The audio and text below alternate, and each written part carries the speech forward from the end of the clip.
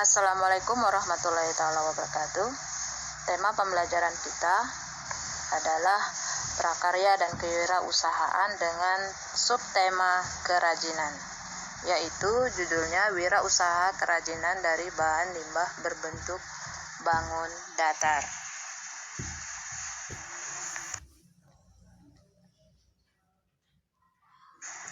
Latar belakang kita mempelajari ini untuk siswa adalah sebelumnya, dulu masyarakat Indonesia membuat kerajinan itu adalah untuk suatu tujuan. Apakah itu bersifat fungsional seperti untuk pemujaan, untuk religius, yang sifatnya religius. Yang kedua, mereka membuat kerajinan untuk sebagai alat-alat rumah tangga.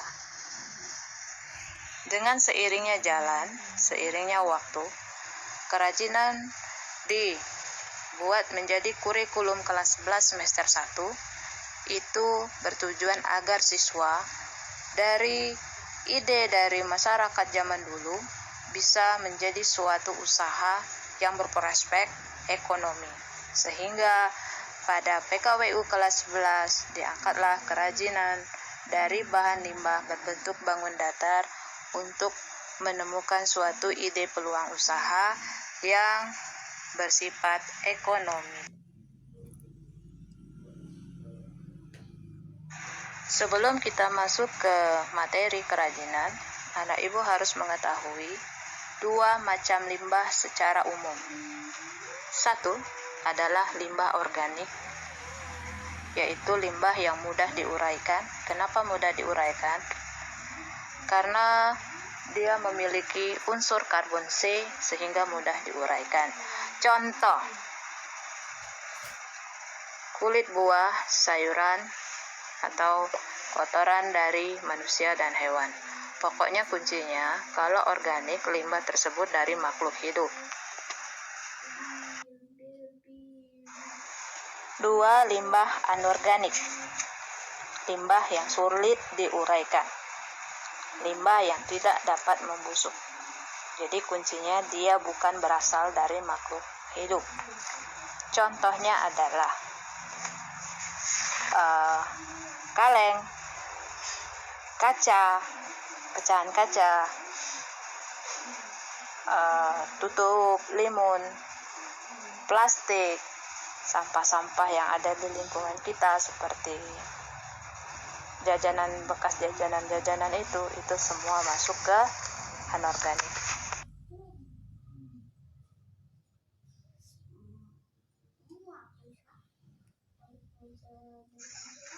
Cara efektif untuk menentukan suatu ide yang bisa dibuat menjadi peluang usaha kerajinan dari bahan berbentuk limbah bangun datar adalah: satu, kita harus melihat berapa luas usaha yang mau kita buat.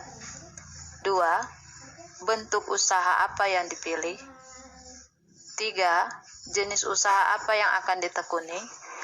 Empat, informasi usaha apa yang akan diterima. Lima, ada atau tidak peta usaha yang menguntungkan.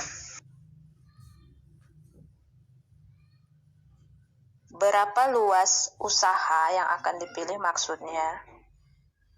Kita menentukan ide, sudah. Ide yang kita temukan itu cocokkah dengan dana yang kita punya? Cocokkah dengan lingkungan masyarakat kita? Artinya kalau kita membuat usaha itu, orang akan belikah? Seandainya banyak orang membeli, kita berani tidak membuat usaha itu besar. Artinya kita membuat dalam bentuk usaha kerajinan, membuatnya dengan produksi yang tinggi.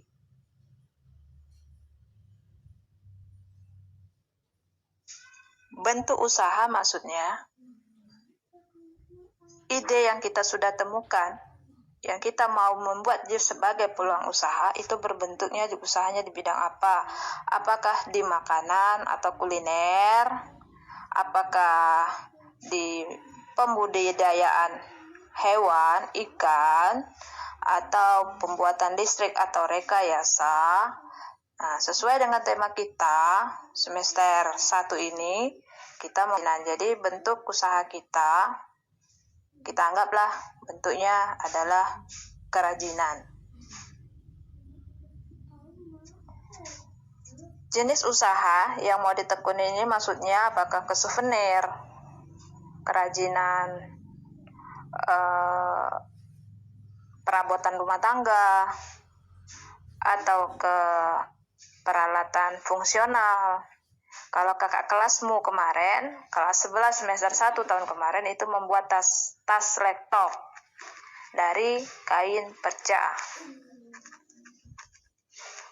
Jadi kalian bisa menentukannya sesuai dengan ide. Ada atau tidaknya peta usaha yang menguntungkan maksudnya. Sebelum kejadian, ide yang ada di pikiran kita, sebelum kita praktekkan, sebelum kita ide belikan, kita mengkira-kira dengan potensi lingkungan, keadaan lingkungan sekitar kita, daerah kita, apakah ide yang mau kita jadikan peluang usaha itu untung atau sebaliknya rugi. Itulah kira-kira.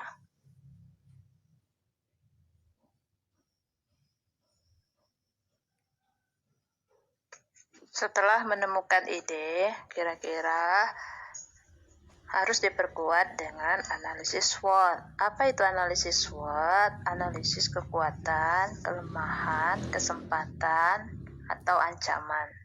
Jadi, analisis ini sudah kalian pelajari di kelas 1. Artinya strength, artinya kuat. Jadi kalau kita membuat ide ini kira-kira menguntungkan. Pokoknya unik, itu adalah kekuatan. Kalau kelemahan, saingan banyak, itu kelemahan. Terus di sini sepertinya orang kurang mau suka dengan kerajinan. Yang ketiga, mungkin di sini bukan daerah pariwisata, itu adalah kelemahan. Karena kerajinan ini banyak dibeli orang di daerah-daerah pariwisata. Opportunity, kalau punya kita unik, berarti kesempatan kita itu ada kesempatan dibeli orang lebih banyak. Kalau kita membuatnya lebih fungsional, bermanfaat, itu kesempatannya lebih banyak. Threat, ancaman. Ancaman adalah hampir sama dengan kelemahan.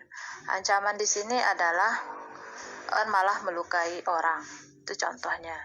Atau kita tidak mempunyai skill, atau kita banyak persaingan orang lebih unik-unik. Itu adalah suatu ancaman.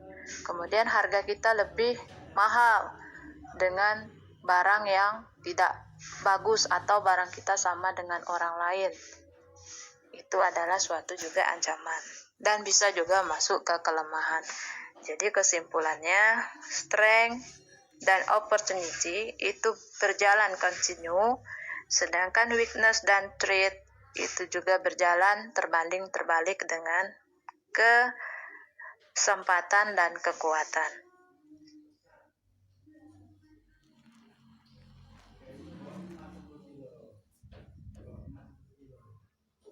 Persiapan yang kedua adalah kelayakan usaha. Penentuan atau penetapan kelayakan usaha dari ide yang kita sudah rancang tadi, layakkah dijual?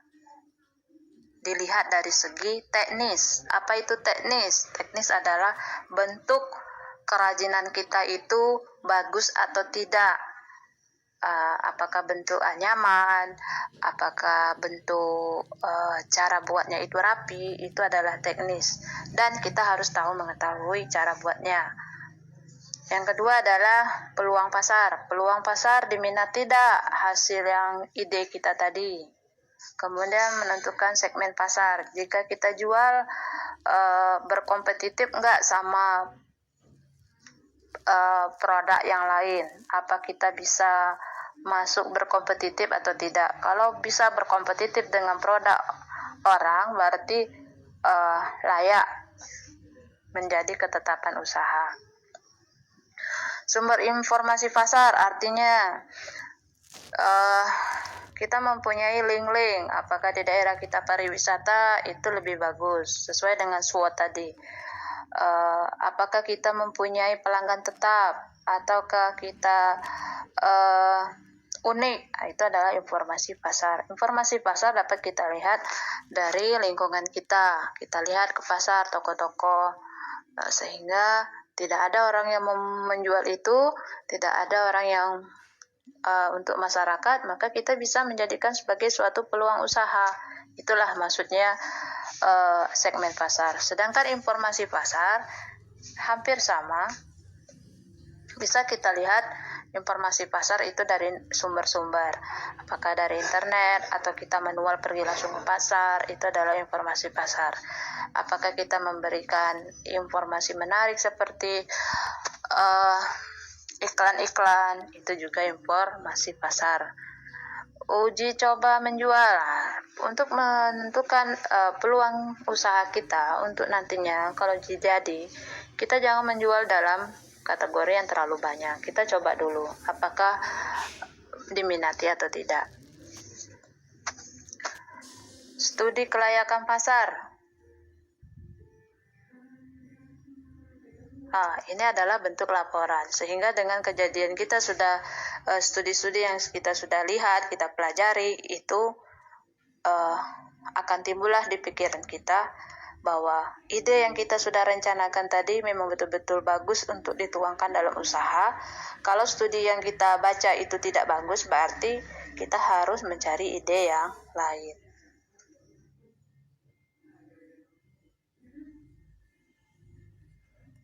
Kelayakan finansial.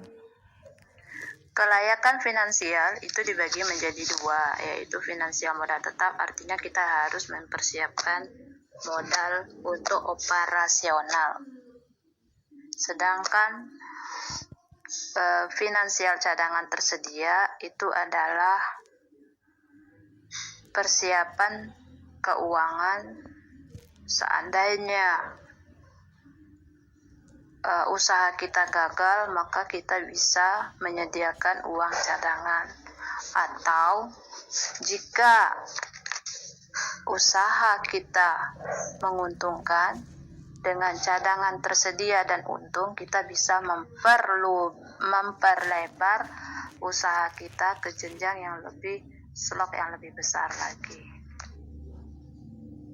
Membedakan persaingan. Maksudnya, kita harus pandai-pandai membuat suatu inovasi.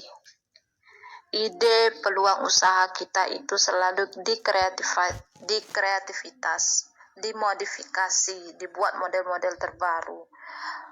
Atau kita berani dalam persaingan harga, kita menjual dengan harga yang murah, karena kita laris manis, kita berani membuatnya menjadi lebih murah. Atau untuk menarik konsumen, karena kita baru menjual, kita boleh memberikan diskon, misalnya inovatif, beli 1 diskonnya berapa harga persentasenya, atau beli 10 dapat 1 kerajinannya. Itu adalah cara-cara kita berkompetitif dalam membedakan persaingan. Kita harus memenangkan persaingan kita di pasar dengan cara contohnya seperti itu. Atau kalian mungkin menemukan ide-ide yang baru. Jadi banyak-banyaklah mencari informasi dari sosmed. Itu adalah menambah cara kita mengkreativitas produk kerajinan kita lebih wow. Contoh limbah bangun datar yang bisa dibuat menjadi suatu ide peluang usaha. Limbah dari kulit jagung, 2 limbah dari plastik, 3 limbah dari pelepah pisang, 4 limbah dari berbagai macam kertas, koran atau lainnya, 5 limbah kain perca, 6 limbah dari kardus, 7 limbah dari sisik ikan, 8 limbah dari pecahan keramik. Contoh limbah bangun ruang yaitu 1. Contohnya bambu. 2. Contohnya batok kelapa. 3. Contohnya bandolan kayu, dan lain-lain. Pokoknya dia limbahnya berbentuk bangun ruang. Apakah silinder, apakah kubus, pokoknya dia berbentuk ruang sehingga disebut limbah bahan dari bangun ruang. Itulah dia penyajian materi hari ini. Silahkan langsung ke Google Classroom.